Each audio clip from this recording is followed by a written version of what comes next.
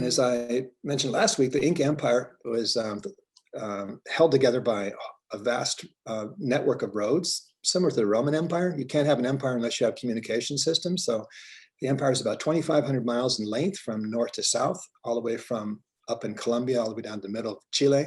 And they had roadways, footpaths, but cobbled for a lot of it, from one end to the other. And they had two main highways, one up in the Andes, one down the coast, with kind of ladder-like connecting systems between them.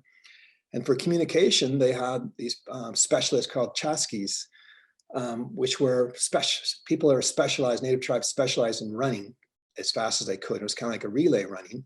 And they would carry messages in their pouch on these quipu cords, which was how the Incas codified their information.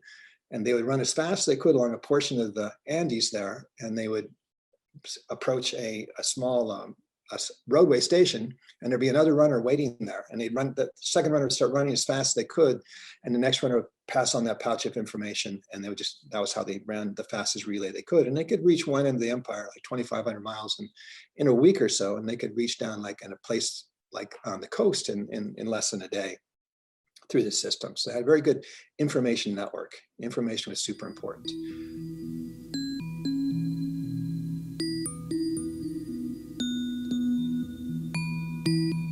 In roughly early 1500s, there was an emperor there called Huayna Capac, and he'd conquered this whole area down to the south. And when he was down there, after he conquered, he got word from his chasqui runner that there was a rebellion up in the north. So he got on his litter, and they carried him 2,000 some miles up to the north so he could put down that rebellion. And this is a hanging Inca bridge. Some of them are still extant. They're famous for that. They would bridge the chasms with that, but they would travel this way. So this fellow traveled 2,000 miles to find out what the rebellion was all about. And while he was there putting down the rebellion, a chasqui runner showed up one day and said, on the coast up in what's now northern Peru, something very strange had been seen.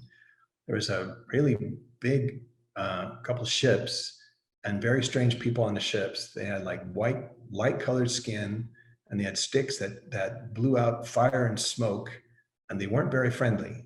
And what should they do? And that was referring to the very first voyage of Francisco Pizarro. And his very first, Pizarro did 3 trips to Peru. The very first one was exploratory, and they stopped there for a little bit and saw their first vestige of on the second one, actually, the second voyage, saw the first inkling that there was an empire there. And so they were wearing armor, and they had some horses, and nobody had ever seen anything like that. So Huayna Capac, the emperor, had to decide what was this all about and what should he do.